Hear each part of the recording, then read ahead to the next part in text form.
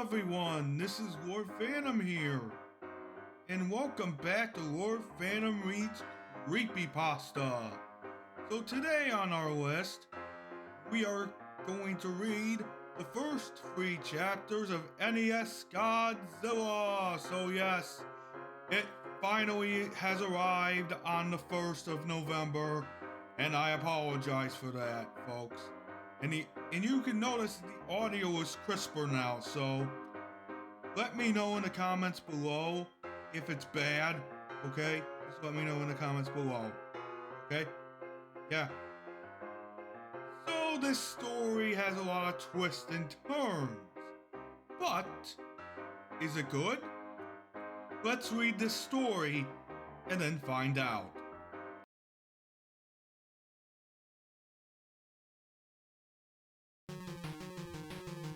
When I was a little kid, the 2 things I loved most in life were Godzilla and NES games.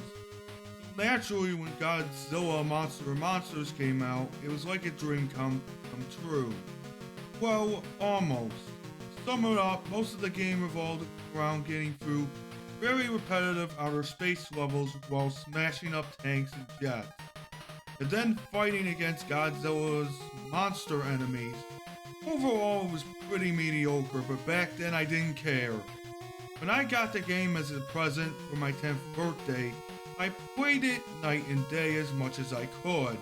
Unfortunately, I had traded the game for Agumon a year later, much to my regret when I found out what that game was like. Recently, I had bought a new Nintendo Entertainment System, and through a lot of hunting and asking around, my friend Billy finally managed to find a copy of Godzilla Monsters. I was pumped to play my favorite childhood game. It never even occurred to me to ask where Billy found it. He also gave me some other games like Legend of Zelda, Bomberman, and some stupid thing called Action 52. But Godzilla had to come first. So I started the game, and the nostalgia came flooding back like a tidal wave. Godzilla's 8-bit theme song flooded proudly through the speakers, and I was soon grinning like an idiot. Some people laugh at me for playing such outdated games, but I never had as much enjoyment for any games other than those on the NES. Those 8-bit games take me back to when things were much simpler, more safe. But after what's happened with this game, I don't have those feelings anymore. I have forgotten how quick the fun of smashing things as Godzilla wore off in the scrolling levels. The game bombards you with bullets and things crashing into you from every direction, and you're too big to avoid most of them. Although my excitement had warmed down some, it wasn't long at all before I got to my first boss battle. My first opponent was Godzilla, an obscure squid kaiju who had never been in a Godzilla movie. The most annoying thing about fighting Godzilla is that he always backs you into a corner and starts smacking you with his tentacle, and you're unable to move until he gets off of you. This move doesn't do any damage, but it can stall you until the timer runs out and you have to start the fight over, and he regains some health along the way. It's as annoying as it sounds, and of course he did it when I fought him. Only for some reason, this caused the game to glitch up, because once he started smacking me, he never stopped. The timer is supposed to end the fight in about 40 seconds, but this lasted for nearly 5 minutes, for God's sake. After a while, the graphics started to mess up, with little red blocks all over the place. Which was weird, but I just took the game out, flew on it, then started again. I wasn't about to let little glitch stand in my way. So I started again, and this time defeated Godzilla and the level's other boss monster, Megora, without any problems. So then it was on to the next planet, Mars. I browsed around the board and found something unexpected. Where Varen's piece should have been, there was instead a piece representing Titanosaurus. There were only 10 kaiju in the game, and Titanosaurus was not one of them. So I thought, perhaps Titanosaurus was originally intended to be in the game, but was swapped out with Varan for some reason. So I began to feel very excited. Not only was I playing my favorite game, but I was playing a prototype of some sort with a new monster. Needless to say, I ran through the levels as fast as I could to see Titanosaurus in action. Fought Godzilla again and beat him before he could do his tentacle smack. But this time the glitch started happening when he died. Godzilla's sprite didn't sink to the bottom, but instead seemed to be devoured by the glitch, and his eyes started randomly spawning all over the screen. I know now that those glitches with Godzilla were my first warning sign that something was very wrong with this game, but foolishly I ignored it and proceeded on to fight Myuu, who this time had a glitch of his own. Myuu was twice the size he should have been, which startled me. He was also considerably harder to beat than usual, which is to say, not at all. But soon I had defeated him also, but when he died, yet another glitch happened. This happened extremely fast, so I was lucky to get a screen cap of it at all, but what happened was that the giant Myuu sprite started to shatter and melt. Also, if you look at the garbled text at the right corner of the screen, you'll notice what appears to be a bird in a cage. I still have no idea what that meant. At this point, I was about to fight Titanosaurus. I was worried as to what kind of glitches would happen this time. But to my surprise, Titanosaurus looked just fine.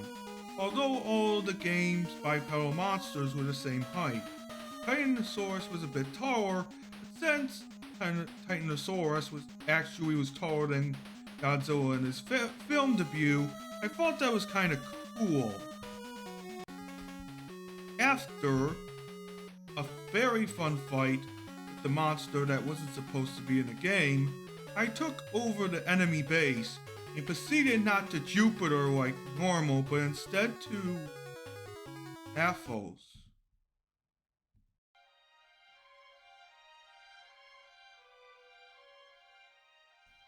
Athos was the same as Jupiter in layout, except the board was dark blue rather than green. The first thing I noticed was that all the usual level icons had been replaced with a blue lock and some kind of orange honeycomb shape. There was one icon that had part of the jungle icon's shape, but I didn't pay much thought to that. I checked on the other side of the board to see the new monster. Instead of Hiradora, it was Biollante. But that couldn't have been right. Godzilla vs. Biollante didn't come out until 1989, and this game was made in 1988. Perhaps Toho put Biollante in the game to build excitement for the movie next year, but changed their minds? I tried to rationalize the game's abnormalities any way I could, but this would prove to be futile. Athos' map song was the first new song I heard in the game. Like most of the new songs, it was hard to describe. I'll try. It started out slow and suspenseful, much slower than any song in the game. But every 12 seconds or so, there would be a loud clashing sound and the tempo changed. It was like the composer randomly played parts from 5 different songs with the same instruments. I moved Godzilla over to one of the many blue rock icons that had replaced the jungle icons and started the level. The level resembled the blue mountain range with a blood red planet in the sky. But there was something odd about the mountains. They had a shredded paper look to them. I thought at first maybe the glitch had affected it, but it looked far too intentional. I quickly noticed something else about this new level. There were no enemies at all, not even any obstacles.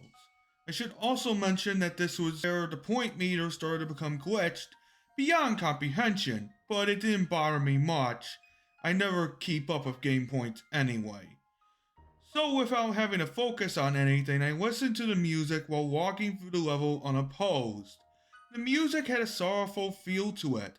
It would have been rather pleasant had it been heard in a normal game. The level went on for 3 screens, but with no obstacles around, I finished it quickly. I tried other levels of the same type to see if any enemies appear, but there were none. There was little else to be seen in the Blue Mountains, so I tried the other level type. I started one of the orange levels, and my eyes were assaulted with a grotesque background with tumorous orange eyes. The sky was the same as the ground, so I assumed the game was indicating that this level takes place in a cave. The only enemies here were Matango spawn, but as you can see, the little bastards were everywhere. The music certainly didn't help, with a mixture of screeching sounds and loud drum beats that sounded like a monster's theme in a horror film. After completing it, I tried to avoid playing through any more of those levels whenever I could. The map was so short, so it was only a few minutes before I was headed towards a rematch with Godzilla and Megura. But this time, their sprites and attack patterns were vastly different. I fought Megura first. Megura's replacement was a flying machine with a slight resemblance to a Pascua alien. It was a bit like fighting Mothra, only it moved with a lot more grace.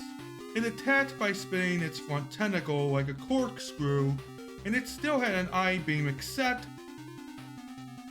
now it fired from the drill. This lanky apparition had replaced Godzilla, and the new beast was more of a challenge. It would run and jump at a fast pace, constantly swinging its arms around, making it hard to get close. And of course, it tried to pin me in the corner with as much annoying resolve as ever. I defeated it using a combination of tail whips and heat beam spamming. I defeated them and was now gonna fight Titanosaurus. But when I started the fight, Titanosaurus was nowhere to be seen. And the game simply went back to the map with the Titanosaurus piece now missing. There was no one left to fight now but Biollante. So I eagerly started the battle. I was quite surprised that Biollante started the fight in her rose form. She was immobile and used tentacles to keep me away from the main body, which took the most damage. As expected, she turned into her final form after taking enough damage. The sprite looked pretty damn good for 8-bit. The battle technique was now the same, except now Biollante can move, albeit slower than any other monster. Being hit by the tentacles did more damage now, and Biollante could do an acid spit, which I managed to avoid by jumping in the screen cap below. Not much more difficult to beat than Titanosaurus. It only took 2 rounds, but when Biollante was gone, the music had stopped, and there was a new icon replacing the base. This icon wasn't there before I beat Biollante. It resembled a red Tribal Max, and I had a feeling of dread when I saw it. But since it replaced the base, It must be the only way to exit Paphos. I moved Godzilla to the square and started the level. It was a hellish looking place, with no sky and a flickering fire in the background. The fire looked far more advanced than anything I have seen on the NES. There was music, in the form of a slow, steady drum sound, resembling a heartbeat. All the text on the top of the screen and the life bar were gone, and their place was a single bit of text in the middle of the screen that said, "Run." My feeling of dread had intensified. I cautiously walked through the level, but like the Blue Mountains, there were no enemies. I paced around for a minute before thinking, run? From what? The first time it hit me, I didn't even see it.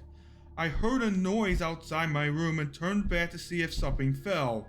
And when I looked back, Godzilla was dying. I figured it must have been a glitch, but I wasn't gonna play through the game without Godzilla, so I restarted the game and went to the password screen. Have I ever mentioned how creepy the password screen music is? If you play the game, you know what I mean. It doesn't at all fit the mood of the game. It's more like something from a horror game. Maybe they made it like that so kids wouldn't cheat. I was quite annoyed at this point because I thought I was gonna have to fight all the monsters again. But that didn't happen. The game started me right off where I was before I started a red face level, so I tried again, making sure to pay attention this time. That's when I heard a low bowing sound, and then I saw it. This thing. Do you know that feeling your body has when you feel like you're in extreme danger? You start to recoil and tense up as the adrenaline flows through your veins, and your nerves start to feel very cold. That's the feeling I had when I took this screen cap. I haven't seen all the Godzilla movies, but I am pretty damn sure this wasn't never in any of them. It had to be something the creators made up. But what kind of sick fuck would put this in a children's game? By sheer dumb luck, or perhaps the adrenaline boost, I managed to run fast enough to get away from it. It ran very fast, so much that if you saw it, you were almost certainly gonna die. And when I say die, I mean your monster gets killed instantly if the creature touches them. Once I gotten back to the map, I was so afraid I was extremely tempted to just shut the game off and try to pretend this never happened. I couldn't believe what I just seen. It couldn't have been real. And even if I wanted to continue, I still had to get Mothra through this chase level. But as I stayed inactive on the map screen for a few minutes, my fear was replaced by burning curiosity. What the hell had just happened? What was the rest of the game like? I only had to beat this level with Mothra, and it was on to the next world. But when I moved Mothra to the red face, the game registered it as me beating the level. I was quite relieved.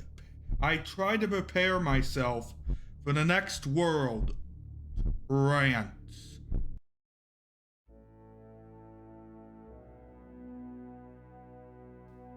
I was still pretty shook up from the last level when I started Trance.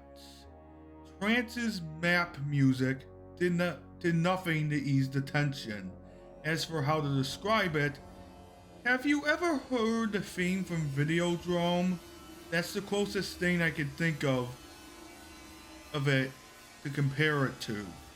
I checked to see who the new monster was, and it was Orga, a monster who didn't make his film debut until 2000, appearing in a game made in 1988. So much for my theories about Titanosaurus and Biollante. There's no way this game was made in 1988. Those guys at Toho may be smart, but I'm sure they couldn't see that far into the future. If they could, they never would have gave Roland Emmerich the rights to make a Godzilla movie. No, this had to be a hack of some kind, which just opened up even more questions. Who made this hack? When? How? And most importantly, why? The why was the question that bothered me the most. My immediate assumption was to think Billy did this to pull a joke on me, but that couldn't be right either. Billy didn't know how to make a ROM hack, and if he did, he'd probably just do something simple and stupid, like replacing all the monsters with crudely drawn genitalia. Unless Billy had amazing game editing skills and a serious dark streak to his imagination that he never told me about, he couldn't have made this. Is it even possible to put a hacked ROM into a cartridge? Aside from all that, my eye was drawn to a new icon on the map, a question mark. I was really curious as to what it did. I'm sure you're also curious. So I'll explain the quiz levels now, since this was when they started appearing. There was one of these per map from here on, and they always appear near the start of the map. When you start on a quiz level, you appear on a screen like this. As you can see, there's a question at the top, a yes and no button, and an emoticon in the center. I refer to the emoticon as face. Real creative, I know. And for convenience, I'll refer to face as the one asking the questions. The music for the quiz levels was actually a track in the game. It's the one that plays when you try to use the Godzilla cheat. It gets sent to an unplayable level. Face asks you 12 yes or no questions, and you move your monster to the buttons for your answer. When you answer, the question disappears, and Face changes expressions for about 8 seconds, then he goes back to neutral and a new question comes up. There was no time limit, nor any right or wrong answers. Face has no respect for the player's personal boundaries and will sometimes ask deeply disturbing and personal questions. For example, do you like hurting people? Have you ever unalived or unconsensually had sex with anyone? Have you been molested by a family member? Other times he would ask questions that were either mind-numbingly stupid, is the sun hot, is water wet, or just flat out ridiculous, does your dog like the president? And maybe once per quiz, Face would ask you a question about the game. With one exception, Face's expression changes seem to have no effect on the game, except for indicating what game creator thought of your answer. Reactions rarely made any sense, and at first I thought they were randomly generated. Questions never followed a pattern. Face never stayed on the same subject for more than 2 questions. Early on, there were questions that made me think Face was building up to something, only to then ask some stupid garbage. Here are the expressions of Face that I saw while playing. I will separate them into 2 categories, the expressions I understood and the expressions I didn't. First are the expressions I understood. Neutral. Angry. If you try to attack Face, his expression changes to this, but nothing else happens. Sad, happy, sick, maniacal. Face made this expression when he was being an asshole. You'll see what I mean later. Surprised, loved, annoyed, confused, guilty, or hurt. And here are the others. 2 of these only appeared once, numbers 1 through 12, and I suspected they might have been in jokes from the creator.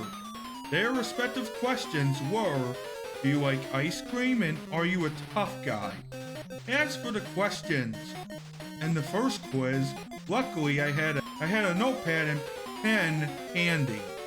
I have problems remembering things, so I often carry one around to jot things down, and sometimes I doodle in it when I'm bored. So when the first quiz started, I thought I would record what happened. I'm glad I did. Here are the first series of questions, my answers, and Face's reaction.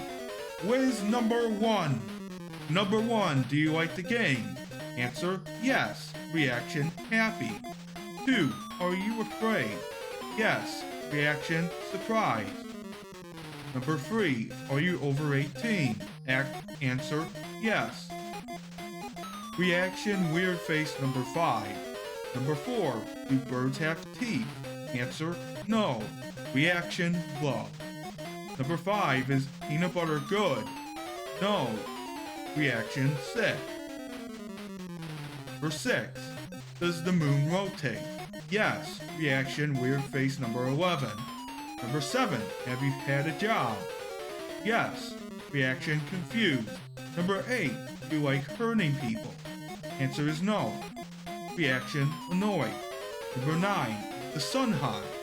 Answer, yes. Reaction, sad. Number 10, do you like dogs? Answer, yes. Reaction, happy. Number 11, is the president good? Answer, yes. Reaction, weird face number 3. Number 12, does your dog like the president? Answer, no. Reaction, angry. Now that I have explained all that, time for the gameplay. After the quiz level, I tried the new green temple icon first. Wow, maybe this is why the game was so weird. One of the designers were clearly drugged out of his mind. Jokes aside, I was quite impressed by the graphics of this level. As disorienting as they were, but I hate those creepy blank staring statue faces. The music had a hypnotic Indian techno vibe to it. There were 2 new enemies in this level. A flying ghost type thing with a trunk and a bat with a horse skull for a face. They appear at random, but I was lucky to get a screen cap of them both. Then I proceeded to a blue mountain level, expecting another nice calm stroll. I took my time walking through and was completely taken by surprise when this happened. Not-Megura came speeding towards me and took off quite a bit of health with his tentacle screws. It only took me 2 minutes to kill him without having to worry about a time limit. But the boss monsters never showed up in the scrolling levels in the normal game. I was worried as to what other rules the game would break. After another blue mountain stage, it was time to fight Not Baron. Replacement was one of the most bizarre things in the game. Okay, this strange creature attacks you by kicking and also opening up his chest and firing heat-seeking missiles. I still don't get it. The missiles were sometimes a pain to deal with, but I found out you could tail whip them out of the way. Not Baron was probably the easiest of the monster replacements. The same cannot be said for Not Hedorah. Apparently the source of the horse bats, Not Hedorah was the most aggravatingly difficult monster to fight yet, mostly because of his special ability. He could shriek and summon a small swarm of those horse bat things.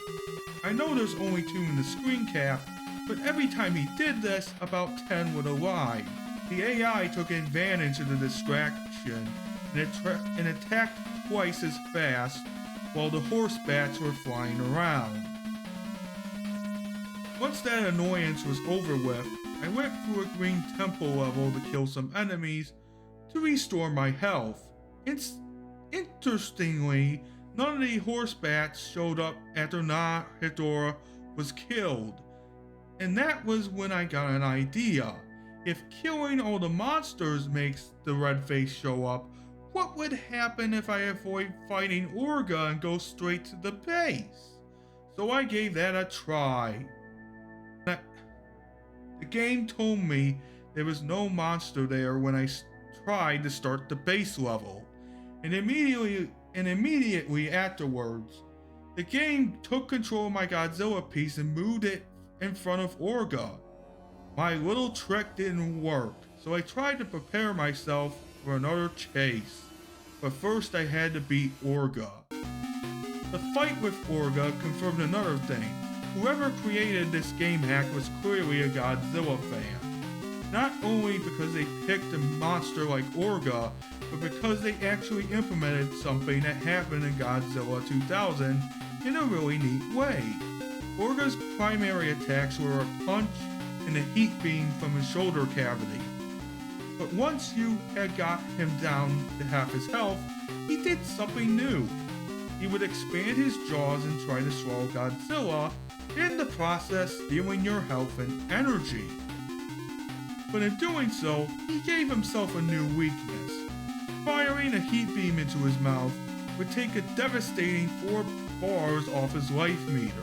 But that weakness revealed, I soon beat Orga, and despite how much I had hoped otherwise, the red face appeared on the map where the base was, and the music stopped. I readied myself as best as I could. I started a level, and seeing that it was basically the same as the first, I didn't waste a millisecond before I started hauling ass. I soon encountered obstacles in the form of the ground tile suspended in air. Most of them you could jump over or destroy, others you had to crouch under. After 40 seconds into it, I heard a horrible bellowing roar and saw the spider beast following close behind me. Stacks of obstacles barely slowed it down and would back up and then charge its way through them, smashing them into bits. And when the smaller obstacles got in its way, it would expand his jaws and swallow them whole. I was afraid, but with fast thinking and fast button pressing, I escaped him yet again. I felt really excited, and so I laughed and said, "Ha! Not this time, asshole!" I decided to take a screen cap to celebrate, but when I said that sentence, just before the level ended, the monster did something that made my blood run cold. It looked at me. That wave of mortal terror overtook me again, and I sure as hell wasn't laughing anymore. I took another screen cap of the next level title right before I rushed to the bathroom to splash some water on my face, and to take a piss that I nearly failed to contain when that fucking thing looked at me.